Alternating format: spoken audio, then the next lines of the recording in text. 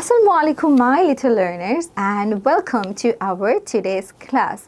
And today we are going to learn an idiomatic expressions that we can use in our daily life. So আজকে বেশি দেরি না করে আমরা কি idiomatic expressions শিখবো সেটা কি শুরু করে ফেলি, তাই না? So at first, here comes the first idiomatic expression, that is early bird. সকাল সকাল কি ওঠা বা সকাল সকাল কোনো কিছু শুরু করা।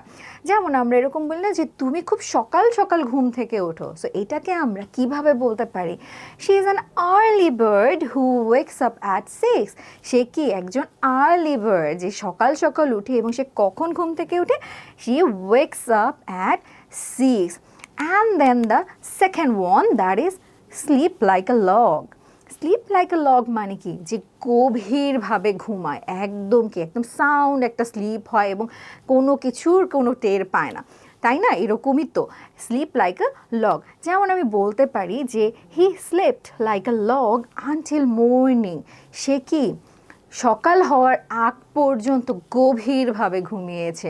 হি slept like a log until morning. And then over the moon. আমরা কি করি? ওভার দ্য মুন হচ্ছে গিয়ে খুব অনেক বেশি খুশি। আমরা নর্মালি বলে থাকি আম হ্যাপি। আমরা এরকমভাবে বলি না আম হ্যাপি। সো আমরা আম হ্যাপি না বলে আমরা কিন্তু বলতে পারি ওভার দ্য মুন, মানে কি আমি খুব খুশি। See, I have started speaking fluently and I'm over the moon. আমি কি একদম ফ্লুয়েন্টলি কথা বলা শুরু করেছি, and that makes me happy and I'm over the moon. আমি অনেক বেশি খুশি। তারপরে যেটা আছে বিজি অ্যাজ আ বি। বিগুলো কি করে? বিরা অনেক ব্যস্ত থাকে, মৌমাছি অনেক ব্যস্ত থাকে, তাই না? So busy as a bee মানে হচ্ছে খুব ব্যস্ত। আমরা বলি I'm busy. I'm busy just বলে কি করে আমরা বুঝাতে চাই যে আমি অনেক ব্যস্ত, কিন্তু আমরা এইভাবে না বলে আমরা বলতে পারি যে আম বিজি অ্যাজ আ বি, কি আমি কি খুব ব্যস্ত। Another example is that mom is busy as a bee in the kitchen. মা কি রান্নাঘরে অনেক বেশি ব্যস্ত বা খুব ব্যস্ত। Then here comes the next one, that is free as a lark. Free as a lark মানে হচ্ছে কি সম্পূর্ণ স্বাধীন বা চঞ্চল ও আনন্দিত। আমরা যখন অনেক বেশি আনন্দিত থাকি বা হচ্ছে আমরা একদম অনেক বেশি ফ্রি থাকি, খুব বেশি স্বাধীন একটা ফিল করি, তখন হচ্ছে কিন্তু আমরা এরকম এক্সপ্রেশনস ইউজ করতে পারি। যেমন after finishing my homework I was free as a Lark. আমি আমার হোমওয়ার্ক শেষ করার পর কি I was free as a Lark, আমি খুব বেশি স্বাধীন ছিলাম, আমি একদম সম্পূর্ণ স্বাধীন, আমার কোনো টেনশন নাই, তাই না? তারপরে কি আছে?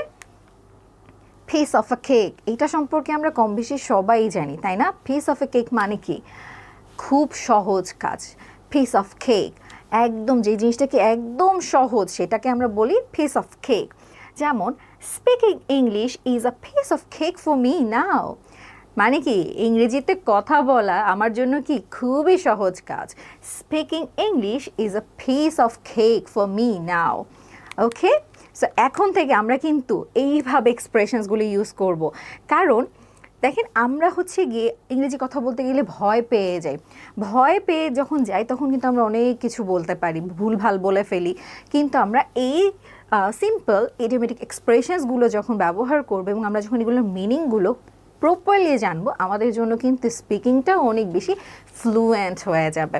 ওকে, so then here comes the next one, that is get cold feet. এই যে একটু আগে আমি বললাম আমরা ভয় পেয়ে যাই, যখন আমরা ভয় পেয়ে যাই এটাকে আমরা কি এক্সপ্রেশন দিয়ে এক্সপ্রেস করতে পারি?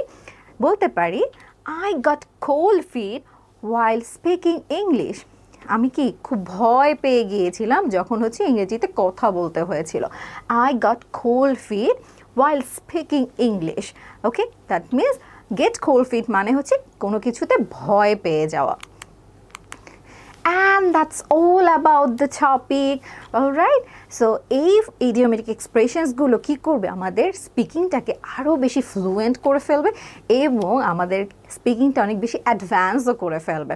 সো এই idiomatic expressionsগুলো কিন্তু আমরা আমাদের ডেইলি লাইফে ব্যবহার করব।